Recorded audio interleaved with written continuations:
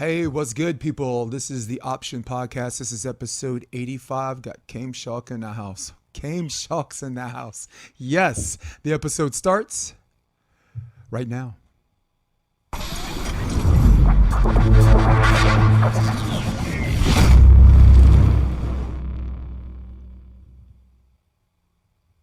Episode 85. This is Jason DeBeas. I'm your host with the most. And you ask and you shall receive. Because for me, I've got to give the people what they want. Dun, dun, dun, dun, dun, dun, dun, dun. Chaim Schalk, AVP, FIVB, volleyball sensation. And he's also Canadian. What's good, man? What's up, man? It's good to be here. Thanks for having me. I don't know how I can top that little intro you just did. Oh, a little man, bit of music, a little bit of just self-producing everything. You know, it's crazy because I don't have right? Look, we were just talking about it before we got on the podcast, right? Like, because volleyball players don't really want to don't make a lot or don't want to spend a lot, we become professional versions of everything, right? Don't know mouth to mouth? Boom, you're an Avenger, right? Don't know how to fix your car? Guess what? You're a mechanic. Ding. Yeah. Hey, I looked a little bit at your bio, so you know better than anybody as far as just being a learning sponge and fighting for stuff you have, and sometimes you don't have something, sometimes you got to make it. I understand you made like your own net, like when you decided you wanted to play volleyball, right? When you growing up in Canada? Yeah, we had I have four brothers, so five boys in the family. And second youngest. So we had like a grass court, makeshift court for a long time. And eventually later on, I convinced my dad to build a beach court in our yard. We had a acreage. So we had 5 acres of land, farm. We grew up farm style with cows and calves and all that kind of stuff. So we had a lot of land, but we didn't get a lot of summer because it's in Alberta. So you get 4 months of the year where it's beautiful, but it was enough to convince my dad, let's make a beach court and see if we can get good at this game. No doubt. I mean, look, you grew up with a lot of brothers, right? So you had to fight to make room or this or that. I'm a kid from Brooklyn. It was even worse. I had 3 sisters, 3 aunts, grandmas on both sides. I was the only guy, so it was worse for me because they're more. You know how women are. Come on, man. They're more of them, and they don't fight fair, right? So yeah, speaking got teamed up on all the time, I'm sure. Yeah. So I wanted a whole bunch to cover, and I know you got to get in and out. So first of all, mad respect for you doing this. I in fact have a highlight reel I put together and this and that takes us through this whole process. They got you listed at 6'5". Are you really 6'5", or did they do that to make you look taller? Are you really 6'5"? Come on. I'm easily 6'5". Yeah, I'm 6'5" and a half. I cool, think. Man. Well, yeah, I'm a big defender. I used to say I first started in Canada, back in the day, I was a blocker at first. And so I would say I was 6'6", and then I became a defender, and I was 6'6" is huge for a defender. So I'll just call myself 6'5" now. Cause I'm right in the middle there. Cool, man. Well, no, because when I played in Germany, they had me listed as 6'3". I'm not 6'3". I'm 6'1" when I'm not hunching, And 92 Olympics, the Cuba national team, they had everybody listed taller than they were. This guy's 6'9", and just the intimidation factor. Yeah, and I guess with people with long arms, they play like you play like a 6'6" guy. What's your wingspan? I mean, it's about, I think I'm pretty symmetrical, so it's about the same, 6'5", 6'6". I haven't really measured it, to be honest. Maybe a long time ago I did, but yeah, I'm not super gangly long arms, but I think I have decently long arms, I guess. I don't know. No, that's cool. Pretty average. Yeah, mine is actually 6'7". Really? Yeah. So you're a monkey. I'm one of them. I'm a walking group hug. That's what I am. That's what I am. So what did you play indoors? What was your position? And when I played in Germany, this is in the early 90s when I first started cutting my teeth, I was an outside hitter, but I ran into a coach at the Olympics, Mario Trebic. He was the coach of the Netherlands. And he's like, you're 6'1", you're left-handed, you're 6'8", you should set. So for 2 years, I watched videos of Jeff Stork, who was, two-time Olympian, a gold and bronze medalist. And because we had similar style of play, so I just became a setter. And then I set for Balmeso for a couple of years, American club team, and Paul Am, which is a Polish-American club team. So, I never went to nationals because they wanted me to pay my own way, but those teams, all of those teams won nationals. So they had depth. So it was cool. I got to, I guess, be a Jedi for some pretty good players and learn under them. But yeah, man, 30 years, dude. I'm done with indoor, and we're definitely gonna talk about your indoor team. So here's one of my questions. Here's a setup question. All right. Yeah. You're a competitive indoor player. All right, a setter, like me. 2-time national champ, Red Deer College. You were when you started playing volleyball at 12 years old. You were splitting time between indoor and sand like the entire time, I assume, right? You were just kind of the same way a lot of other people did for a time period. Here's my question, and you can walk it back to see if the question's right. When did you make the decision to take your talents to the beach exclusively?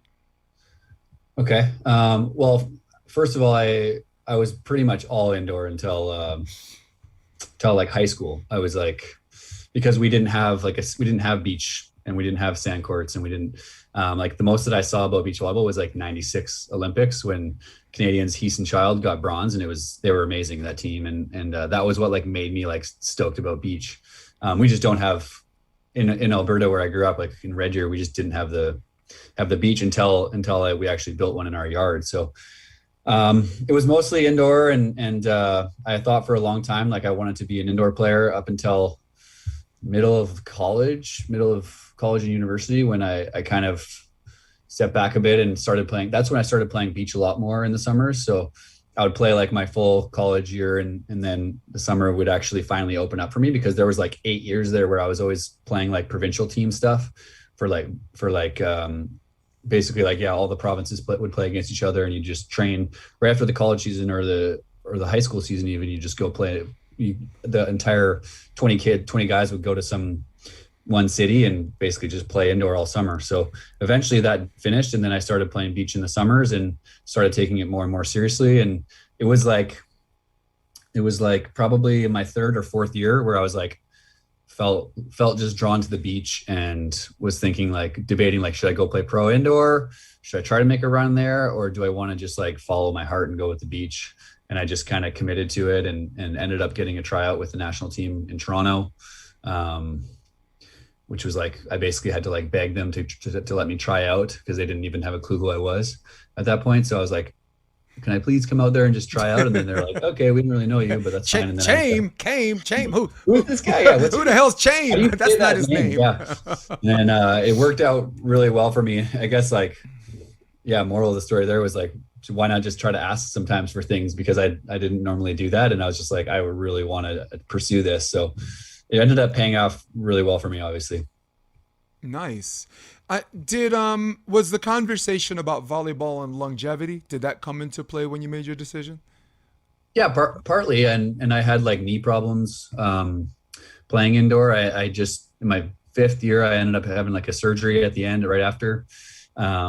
Just like scope stuff to like fix some things going on in my knee. But beach was always like super good on the joints, and I felt stronger. Like when I started playing, I got like every year started feeling better and better. And like, honestly, if you like stay on top of your body and like take care of yourself, like John Hyden is like the perfect example of someone who can just like, you can play this game forever as long as your heart's still in it and you want to compete at the highest level, because you literally get better all the time. And like, experience is so huge in this game. So that was definitely part of it. And it was like to take a beating playing overseas, where you're like demanded to do things all the time. And I had buddies that were playing pro, and it just didn't sound like it would be like super enjoyable. So I didn't pursue that. I just committed to the beach, even though it was a tough path to look at and be like, I want to become like an FIVB main draw player, but there's like no tour in Canada. There's no support and there's no system. So it's like, how do you do this?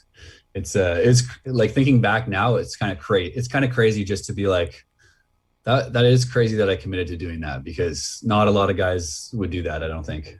No, look, you got infected, right? The volley virus, right? There's no known cure. There's no freaking vaccine for this stuff.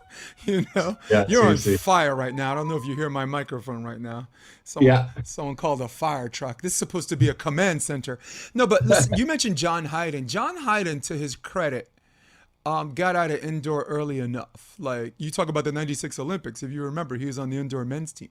That's You know, right. It's crazy to think about because I was and like the whole 5. time he's just like, "Put me in, coach. Put me in, coach. I'm good." And Yeah. I think one of the best matches I watched him play was the last match. I think it was against Bulgaria. It went 5 sets or whatever. But um, Wow. kind of an American bummer the way we played. I have a standard, you know, and people criticize me, but if you know anything about me, I criticize volleyball players with volleyball. So if they could take it, they're gonna listen to me. So for me, Nice. like Dane Blanton, right? He just won the NCAA's, right? Yep. There was more pressure on him because I listed him as a good mechanic in a room full of Ferraris. All right. I mean, we Right. already knew he can coach because you're playing Yeah. experience. You're not going to hurt someone's game. But without so much as being a head coach of a beach program, he was already crowned the king. And I'm like, I'm not crowning you the king until you win a title. So, Yeah. and the pressure of title or fail, that's Right. real too. Yeah, because like second would have been a huge failure for that Yes. team, right? No, look.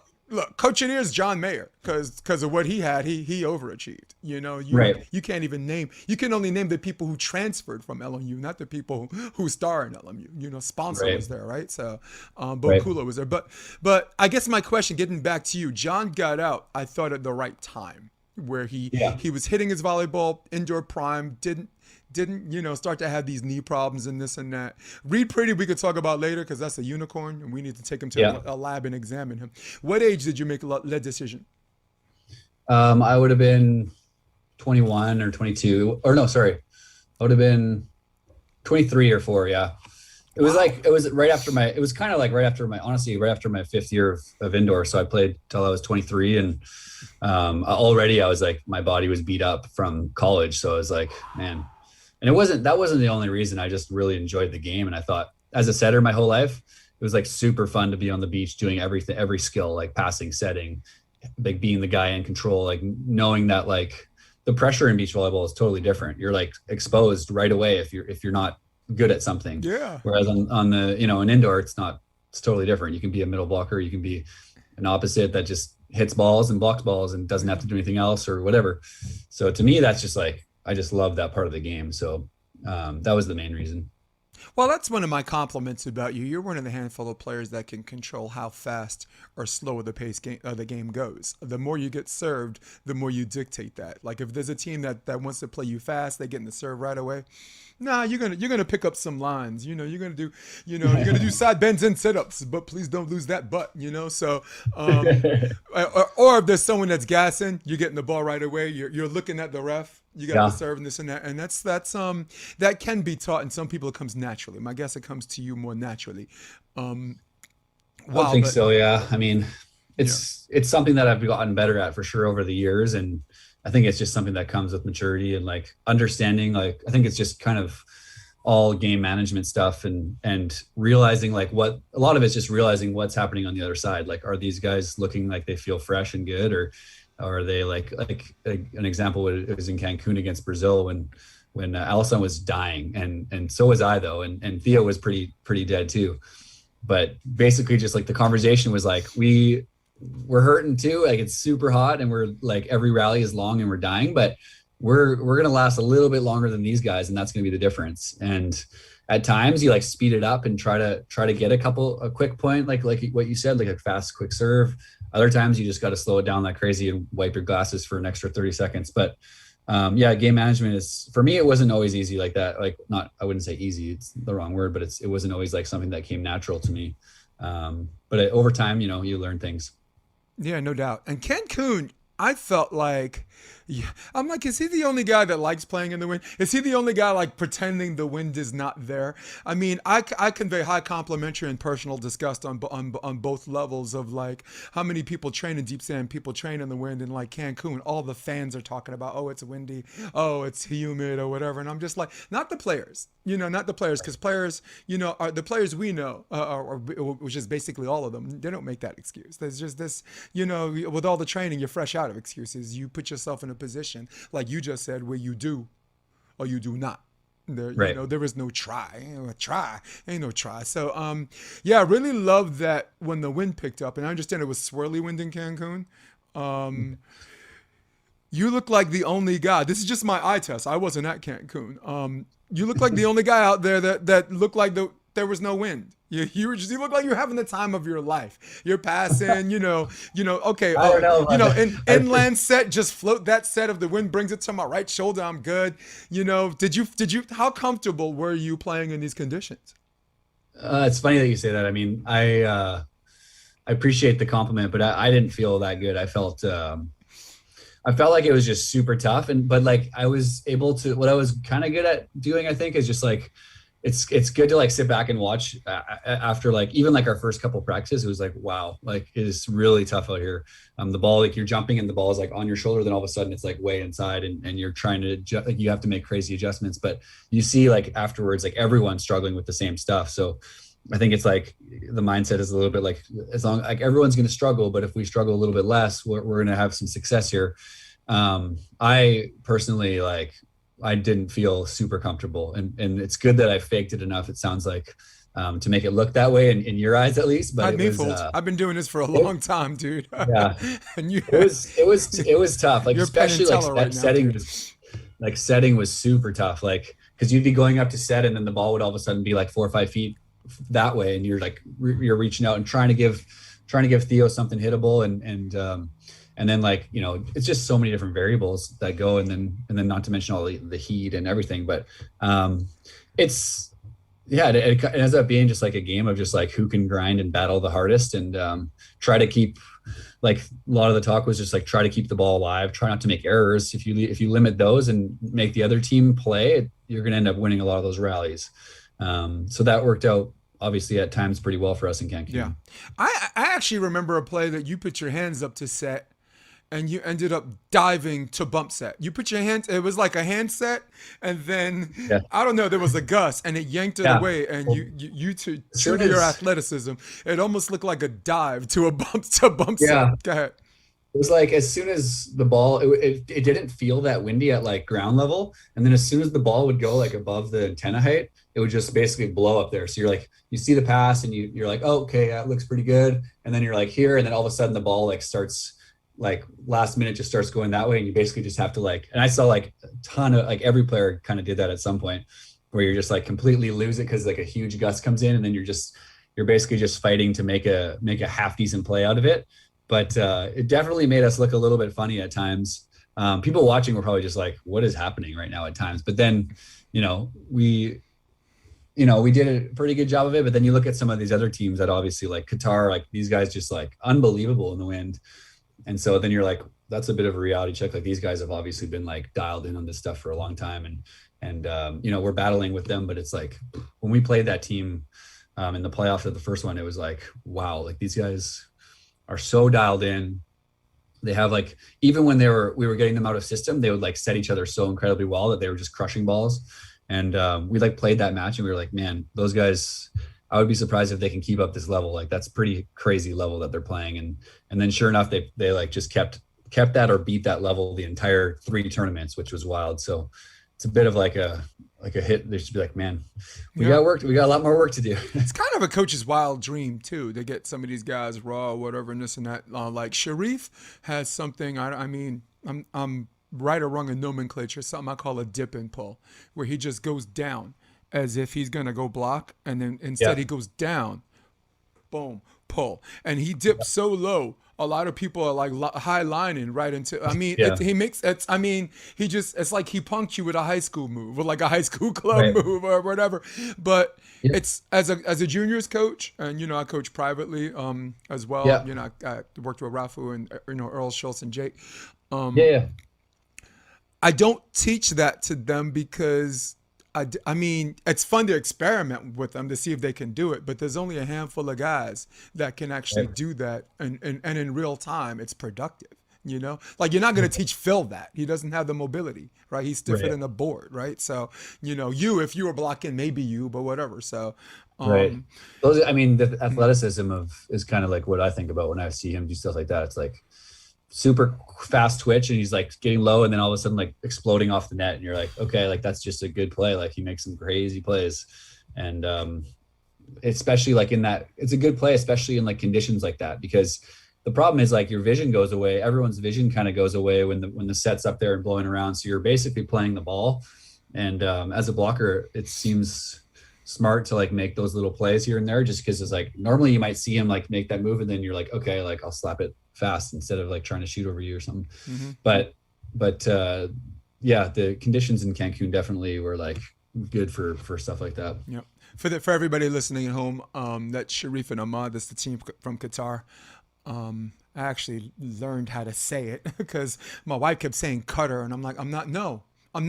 Look how it looks. Look how it QATAR. I'm not gonna say Qatar. Both. All right, stop it. It is both. But I'm not.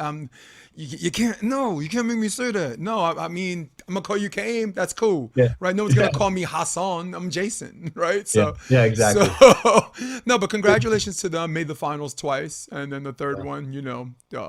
Right. If you do not succeed at first, to hell with it. I mean, well, no, try again. So second, first. Good for them. Yeah, they're like a favorite now for the Olympic, like one of the for a medal at least. You think so? Yeah, or maybe someone to compete against Mo and Sorum, right? Those were their first meeting were 19 and 22-20. So right. So right you started basically on the major basis with Ben, right? With Ben Sexton. Yeah. Did NORCECA your first win? I believe that was in Chula Vista, right? Was that what made the marriage like more concrete, like something where like this is the guy I'm gonna go forward with? I hadn't thought about that for a long time, but basically right after 2012, Ben was like super close to going.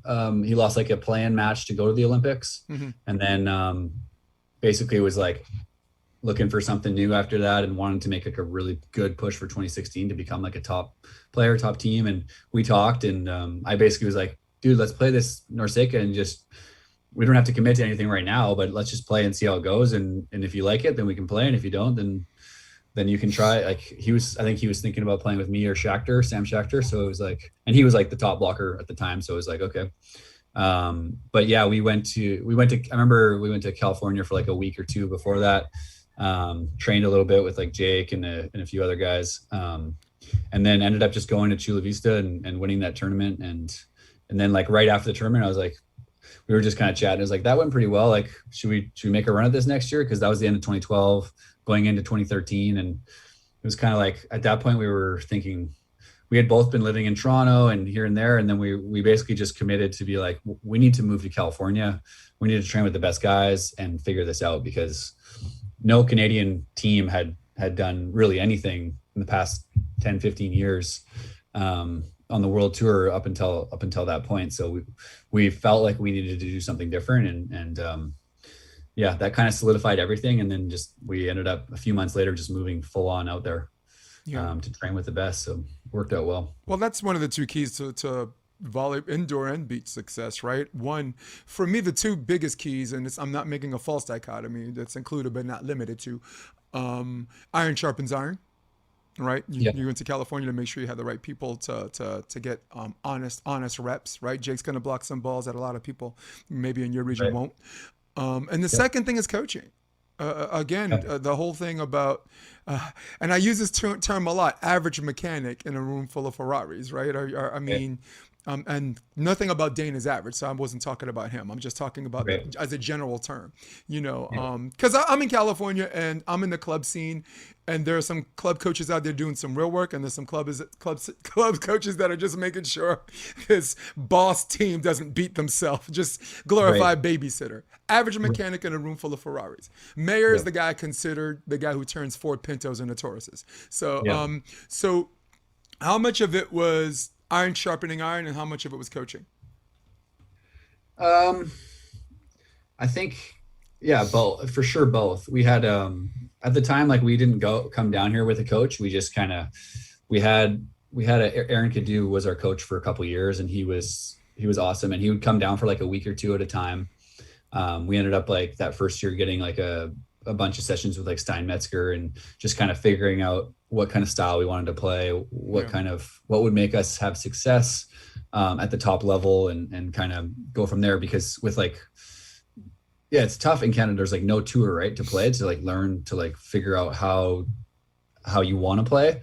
AVP, you have all those opportunities to kind of figure yourself out and all that stuff. So just kind of like going straight from just playing, just training to going to the world tour, it was really tough. So being out in California with like all these top players, and I remember being like so excited just to have chances to train with like Phil and Nick and sorry, it was Phil and Rosie. Okay. Time. No, it wasn't. Well, he played with Rosie in New York. I remember that. No. That was Rosie and someone else. That was Rosie and Casebeer. Sorry about that. No, it's all good. So we just kind of figured it out as we went and ended up training like all kinds with like Jake and Casey. We would train because we were in Huntington. We would train with them 2 or 3 times a week. And then I remember like the biggest thing is like confidence and like knowing you can play with these guys and play at that level. And I remember we would have just like crazy battles all the time in practice with those guys. And it was like very back and forth. And we would go on the world tour and those guys would go like win a tournament and we were like losing in the qualifiers. For like the first 3, I remember for like the first 3 tournaments of 2013, we lost in the qualifiers against like tough teams, but like and then we would watch like our training team basically go and like they were winning tournaments. And we were just like, man, we got to figure this out. Like what's the deal here? Like it's going to come, you got to be patient. And then like you get like a couple big wins and all of a sudden like we were a main draw team and never looked back. It was like but it was all just like confidence, which came from like, training a lot with the best. And then like, getting coaching and sorting out how we want to play. So it was, it happened and it happened pretty quick. And it was such a good call by us to like move out and do that. Yeah, man. I think it's one of the most important things because in a 24-hour day, you're going to get X amount from coaching, but you're going to get so much more from, like you said, just the working actors. Here's a question, and I'm going to form it like this. When I was in acting school, I was in the fine arts program at Marymount Manhattan, returning adult student, I auditioned, I got in. You know, I'm ex-military, so I'm one of those returning adult students. There's a style of theater where to get up, if you move across the room, you need a reason to, right? And then there's a style of theater. You don't need a reason. Just get up, move across the room, move back again, and, figure it out. And whatever feels more organic, then the why comes to you like that. So I struggled my first 2 years because they were trying to teach me the first style where me as a 33-year-old returning a student had to tear down and build up, where the 18-year-olds they didn't have to tear down and build up because they didn't have that. There was nothing to tear down. They were right. They don't know what it feels like to be married. Fresh. They were never married. They don't know what it feels like to serve in the military. They're just right. They didn't even work. So how much of your beach development game was tear down and build up from indoor, and how much did it come to? A lot of it just come off organically, where you got. My guess is you got in young enough where it was just build up. Do you understand my question? Yeah, I think I do. I think. As a young player, it's like I think I understand, but like the build up part was for me. It was like a couple years where I was living in Toronto and like basically like had to break down. I had to learn new things essentially. Like you said, it was kind of natural because I was a setter indoors, and like I remember just passing like thousands of balls a day, just like doing different scenarios and learning good footwork, proper footwork with everything, with setting, passing, and just basically spent a couple years almost just like. And I was with a German coach, and he was awesome. And he basically just broke down every skill and did so many repetitions that I was basically a robot. Like, just was that Wagner? That was Leonard Krapp. It was okay. He coached the Canadian team for a little while. Okay. For one quad, I think. But he like was a technical freak and like just all about it and like on you all the time. So kind of a bit robotic, where I was just like every day going through the same kind of stuff, progressions of pass, set, serve, attack, footwork, all that stuff. And it ended up being really important for me, I think, just because like it gave me a really good foundation to go into that other part where you're just like figuring it out on your own, which is when we did move to California was kind of like that point where, you kind of let the reins off and kind of learn from those around you and kind of experience the game and play your natural strengths and go from there. And I mean, I think like I tell a lot of young players now, like when they're coming up, like these guys coming out and they're like, how much should I be just playing? And how much should we be like repping things out? And I was like, well, I mean, for me, like when I was younger, I just wanted to get like, not even that I wanted to, but I was kind of forced to just like just basically rep everything out like crazy until it became so natural that I didn't really have to think about things. And then, that eventually will turn into something where you're able to go off of your instinct and just kind of play where you don't have to think as much. Obviously, like every year, there's still like those periods where I'm working on really technical things, like trying to sharpen things up. But I think the younger athletes should be doing that for full off seasons. Yeah, 100%, dude. So, Kim, the first time I saw you, even knew about you. I had to backdate after the first time I saw you. You may remember this, you may not. Huntington Beach. Qualifier with Reid, Qualifier with Reid Priddy. Yeah. This is crazy because this is Rafu had a first round bye, so everyone considered this like de facto first round. So for everybody listening at home, draw the picture in your head, and I'm just going to give you the names. It's Rafu Rodriguez, Kevin McColloch, because I was working with them in 2016. I helped them, prepare to get into the main draw in Manhattan Beach. And they actually helped me play my first one. I was 47 when I played Manhattan Beach.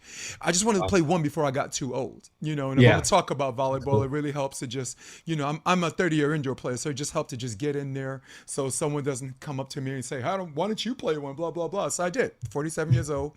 Nice. Best shape of my life, got served once, and that was it. They didn't want to deal with some pain in the ass lefty. But it was Rafu Rodriguez, Kevin McColloch, Reid Priddy, and you. Ladies and gentlemen, if you think I'm talking about a main draw match, I don't blame you. That is a main draw match. 3 of those people are AVP champions, but it wasn't. It was a qualifier match. Yeah. Good memory, right? Talk to me about that match that had a main draw atmosphere, because there were people on the pier, there were people under the pier. It was great.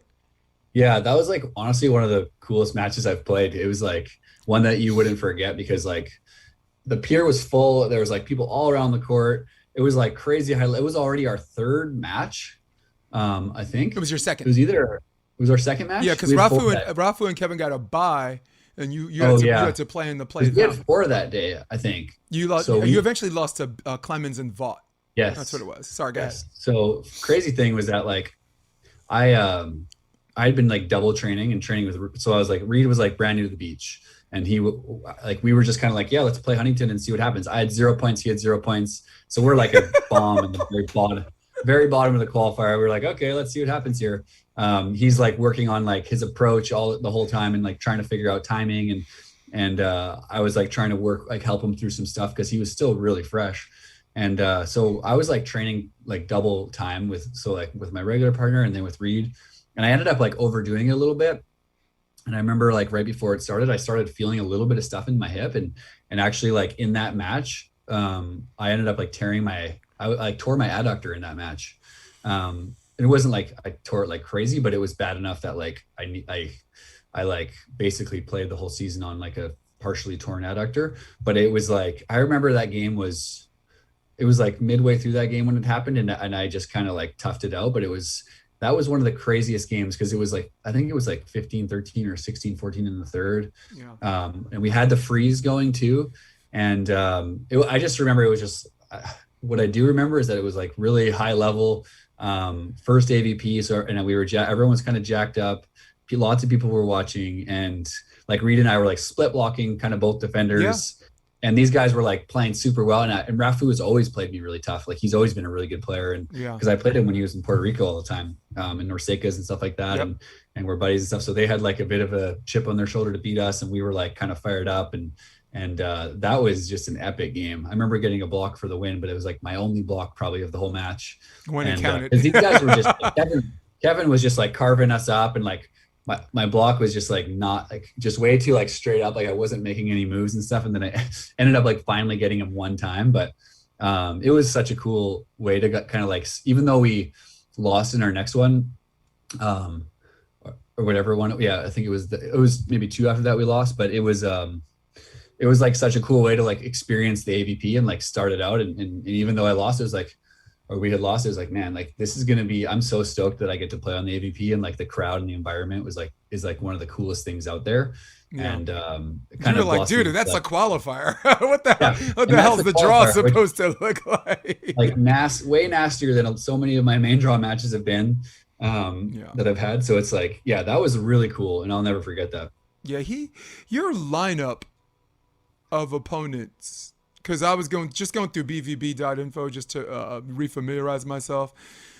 I mean, a lot of people you met in the qualifier when you were coming up. It was you and Reid, and then it was you and for a little bit it was you and Ricardo. You know, I can go back to AVP in New York City, right? You had to beat, I think I think Rafu as well, or Marciniak. That's what the order. We beat them in 3. I mean, you had people that are main draw people just to get to the draw. It was just ridiculous. I have a friend Sean Ledig from New Orleans, right? He played with Cameron Beans, and Sean said they were like good. They were good too.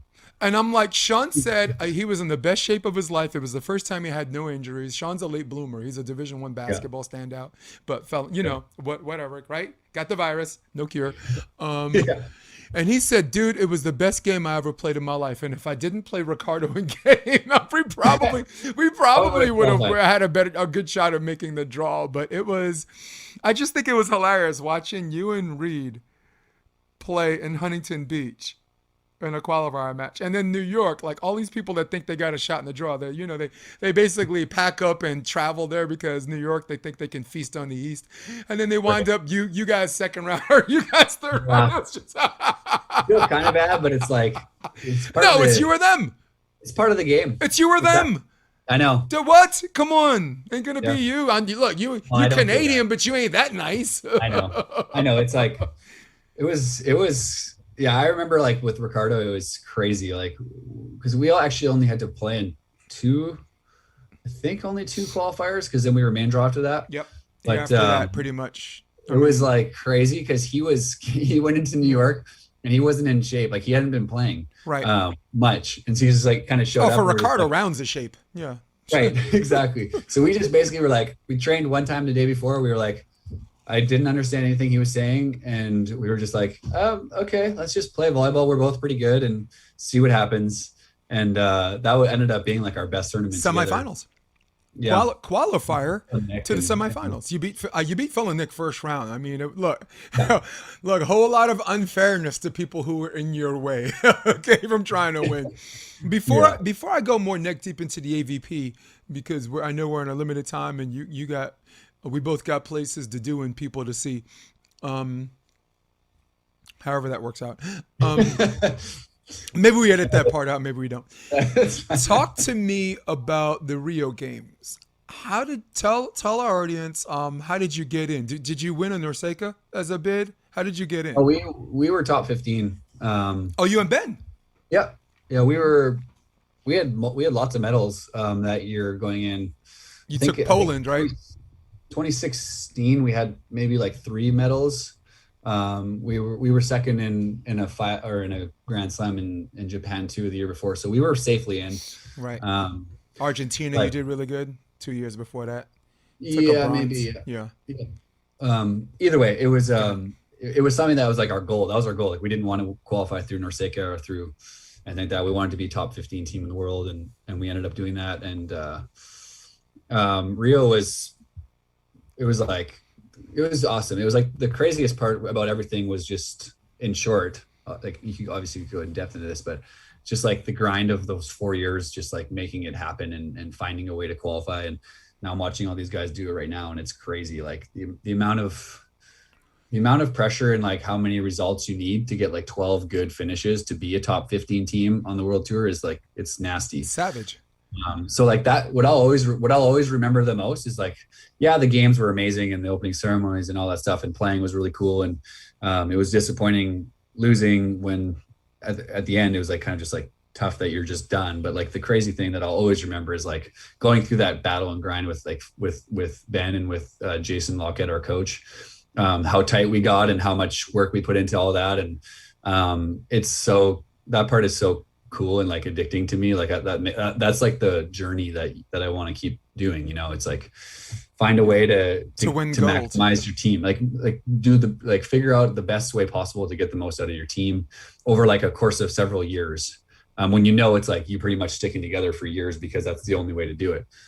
The rest is like really cool, and like some things are kind of like that sting a little bit, like we lost to a Dutch team that we were like 5-0 against, and they were amazing. Brouwer Meissen, they're an amazing team, but we were like just a tough match for them for some reason all the time. And they like smashed us at 9th place in the Olympics, after we had like controlled them every time we played them. And like, that was really hard for me to take after like just underperforming in that game.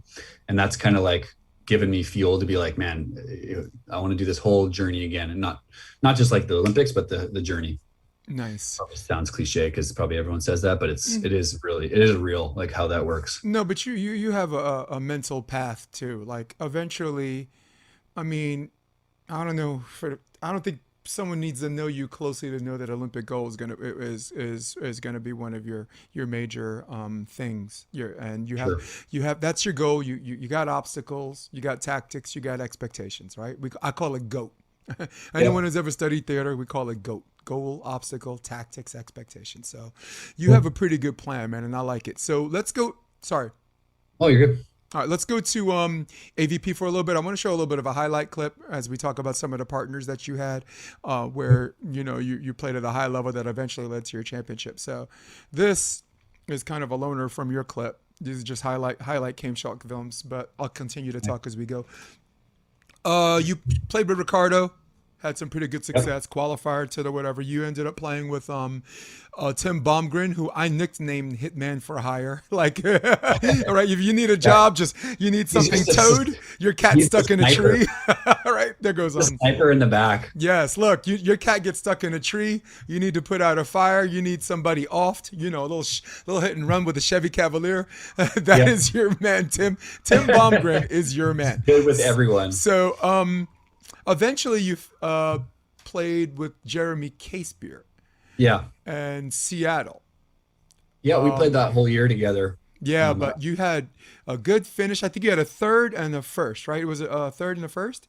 No, you had a third with Bomgren, Chicago. Then you had a second with Bomgren. Tim and I had a couple 2 or 3 semis, one final, a final in Chicago. Jeremy and I were, before that Seattle win, we were like second in Austin, and I think maybe like 5th, 2nd, 1st is what we did. Yeah, maybe. Okay. And then we had a couple other semis. So we had like Jeremy and I had a fantastic year on the AVP. Cool. I think we were number 3 overall in points, maybe. And I mean, Diggs, like if you look at the statistical categories, like you look at Jeremy Casebeer serves, like the guy who was second, like as far as aces are concerned, the guy who was second wasn't even like close. It was ridiculous. And that was like the strategy. Basically just grip it and rip it, man. Like we knew like we're not going to make like a crazy amount of blocks and digs, like essentially with our block D. We were a good team that way and like a great side out team, but we can use this weapon. And if you miss, then who cares? Like keep, like the mindset was like stay aggressive and just keep going for it. And I'll be like the more controlled player on my serve, and we'll try to go to work a little bit on defense when I'm serving. And then when you're going at it, like we're going to get them out of system so much that we're going to score points. And that worked extremely well. Yeah. Hey, for me, I always say for indoor, the difference between like AA and AAA and open are the middles. But for beach volleyball, what separates like the higher level open players and the mid and low is the serve, man. That's it, cut and dry. I mean, your digs per game was up there, was came like, and really the two fastest ways to score a point is an ace and a block. So your dig puts a lot of pressure. Jeremy's gonna get a lot of touches. Let's fast forward to the finals in Seattle. All right. Yep. You're up 1-0. Now it's like 20-18. You're against Taylor and Jake, who are not willing to just give up the goods, right? So, I want you to take me, because I got highlights. I want you to take me to your side out and match point. I'll just put it up, and you could just walk and talk, and then I'll clip it off. Ready? I don't even remember that. Okay. Sorry, that's the W. All right, Jeremy hits the net, and that's okay because you got to go for it. There's a good cover. This was at 2018. Yeah, that's your side out. Gets the Yahoos. This is match point.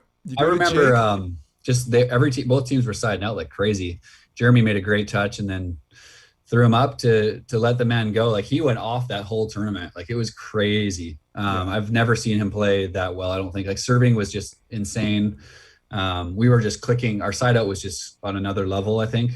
And that was like the thing. Like if you trust your side out that much, you know you can like be super aggressive everywhere else.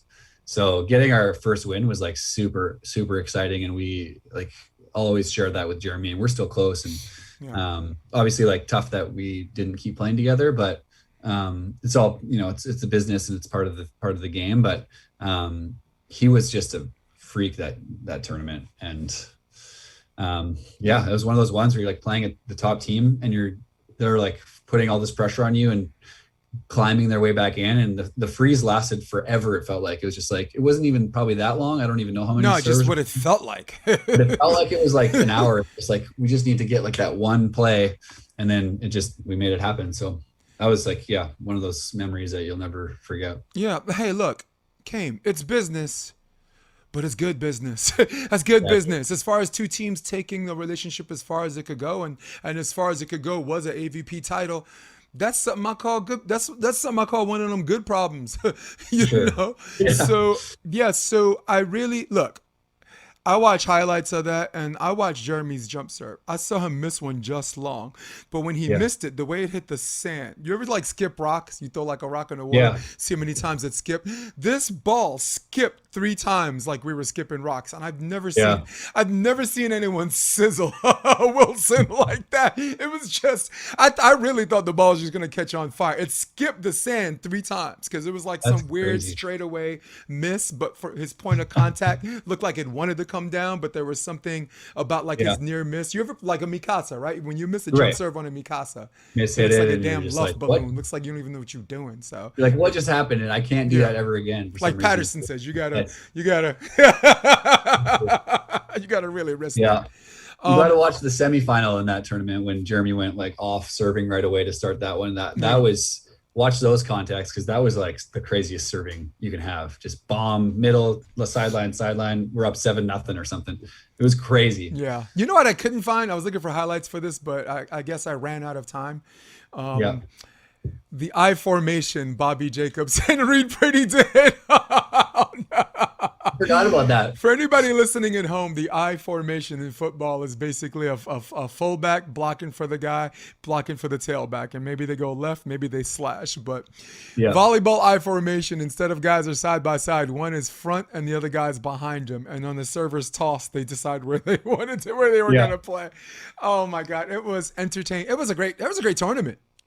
Dude, it was a great tournament, wasn't it? Awesome. Yeah. Last time, hopefully it can go back to Seattle again. But that was just super good, super fun overall. And it was fun playing those guys too. He was doing I formation. I think when Jeremy was serving, you're just like, good luck with this one. like you're going to try to be late to the ball on a guy that's just ripping a jump serve. Yeah. Talk about hitman for hire too, right? Bobby Jacobs just came in. That was probably his best finish. They were fifth. Yeah, he was. I mean, that was pretty amazing. And Reid went off too. Yeah. But that was cool. I like your partner now. I like your I guess I like you just more for Brunner than Brunner is for you, but it's almost equal. But the reasoning is the same. I like that you have a partner where you don't have to deal with your partner. Right. You know, there's some partners that have some eccentricities and you have to cater to that for them to do their thing. But when they do their thing, there's kind of a payoff for that. But at the same time, it's a lot of work for you. And I understand partnerships are work no matter what. Sure. But I'm more selfish because I'm a Theo fan. Like, I'm a volleyball purist. I'm not really a fan of a player as much as in the game. But I do have my favorites. Theo's one of them. Trevor's one of them. You know, nice. One of those versatile players. On the female end, you know, the college girls are like Nuss and Cloth, cool. Taryn Cloth and Kristen Nuss. They're the best pair in the NCAA. They're 35 and 0. Tina Gradina, you know, from USC. Yeah. But now it's slowly become you. I'm a fan, dude. I can't help it. I'm a fan. But I'm glad for Theo because when I found out you were his partner, I said, wow, it's a partner where he doesn't have to deal with his partner. And I know you're careful. We're careful to not cast any aspersions on people. Like, what are you trying to say? I was a problem. No, I'm not saying that. This is the Option Podcast. and I got to keep it real. All right, we don't want to keep it real. The other podcasts but the other podcasts for people that don't want to be honest about that. Totally. But I'm very, very glad. Go ahead. He's a pro, and and we both have been around a long time, and we take care of ourselves. And I agree. Like, it's just nice to play with someone who's got the same goals and the same mentality, and it's a good fit. And he's like, just playing wise too, it's a good fit because he's a good point scorer and a really solid player and an amazing blocker. So it's and you get him back, you got to get him back in playing shape. Yep. Sometimes I got to kick him in the ass to get going, but when I do, it works really well. And he's always ready to go for tournaments and stuff. But like, he's just, the fit is good because we're able to talk to each other when things are off, and like we're able to find ways to be like, if we are struggling, he can ask something of me that I'm fine taking any criticism, like that type of criticism, where it's like, it's rare to have that in a partnership where there's like nothing like that's going to be like, we're going to fight about that later or anything. It's like, oh, like, yeah, I understand what you're saying. I'll take care of my stuff. You take care of your stuff, and let's go. Yep. So to have those conversations like middle of the game sometimes, and then be able to turn a game around and win games like that, it's been pretty cool. Yeah, man. Theo, he's had some injuries that prevented him from like getting in the type of volleyball playing shape that he likes to do. So that's my assignment to you when he gets back in some kind of not too nagging injury form. Keep his behind in playing shape, because I'm a fan. It's a rare occasion I'm a fan of a player. So he better not disappoint me, because I'm just not a fan of particular players. I'm a purist. That's I mean, other sports I'm a fan of, whatever. I'm a Derek Jeter fan. Bernie Williams. I'm born Yankee. The house I grew up in, Lou Gehrig lived there. So I mean, I'm Yankee through and through. That's crazy. Yeah. Lou Gehrig used to commute from Brooklyn to the Bronx because he didn't want to. His mom and him. He was like from a family that didn't want to spend a lot of money, and they're like, finally they moved to Park Avenue and this and that. But that's really cool. But I have a question, because I know we're headed out of here. But there were some fan questions. There were people. In fact, Stan is on here saying, "Nice talk, Stan Schalk." Stan Schalk. Oh, that's my dad. Okay. What's up, Dad? What's cool, man? What's up, Pa? So this is the live version, but the edited version where I take out all. What? Huh? I'm just kidding. Yeah, I'll take out all the things. Like I chose the wrong groom for the marriage. I'm not putting that in the edit. Come on, weird. Yeah, right. You're like, another wife. Are you trying to get me drop kick, Jason? Right. No, like see your screen right now. Like a drop kick comes this way. Game's out. So, over. Fan question. Have you had to make any strategic adjustments to your game with regard to moving from playing behind a smaller yet explosive blocker to playing behind a taller, less twitchy blocker? That's a good question. Great question. And it changes Chris for Wilson. It's a really good question. I mean, it changes for every blocker you play with, or every block defense, and like what you're trying to accomplish as your team. So with Theo, it's like, he's the biggest blocker I've ever played with. And other blockers I've played with have been like more, like a little more fast twitch, like fat, like, and like making late moves and stuff. And Ben was a really good blocker, and Jeremy was a great blocker, but everyone was kind of a little bit different. Theo is just kind of on a bit of a different level, because he's just elevates so high. So people have to think about their line shot a little bit when you're playing him, because you'll get like all sorts of touches when you do try to go over him. So it changes the way we can kind of run our D a little bit. So we don't have to necessarily run like a bunch of play set, like 4s and 3s, if you know what those are, like dive into the angle, into the line.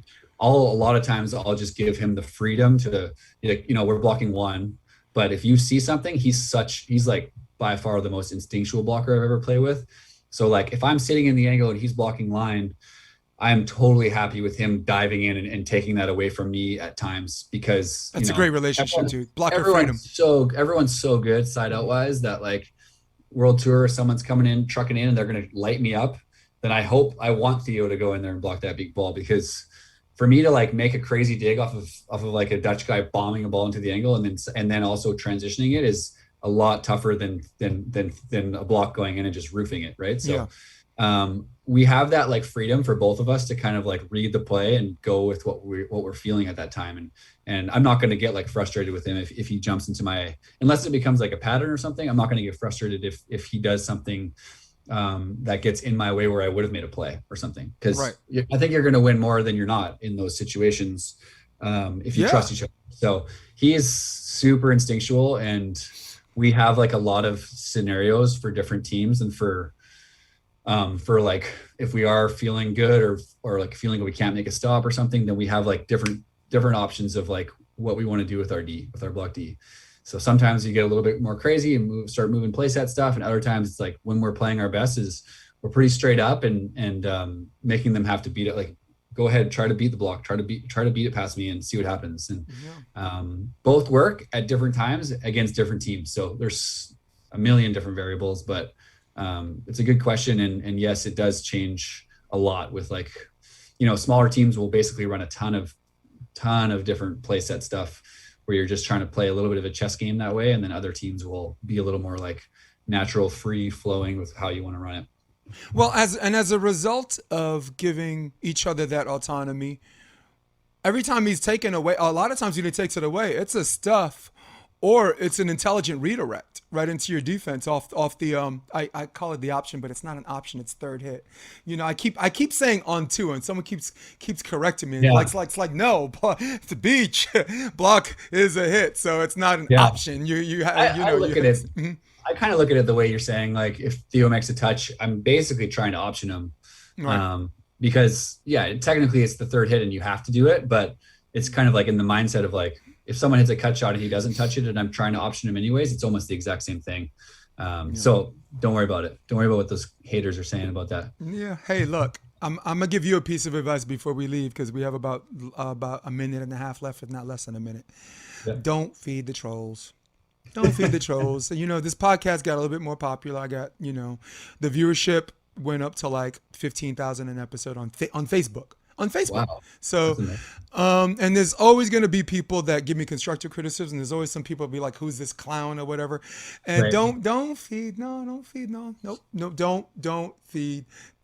trolls. I like that. Yeah, because I have some friends like my boy Jason Olive. He feeds everybody. He's like, I don't know how many hours in a day he got, or if he's just prepared. He got lines already copied and pasted. He's ready. I mean, he's like Dana White, man. He's ready. He's like, I'll take you all on Twitter or Facebook. Jason's awesome hilarious. Like that. So every single one he just responds to. Yep. So listen, not worth it.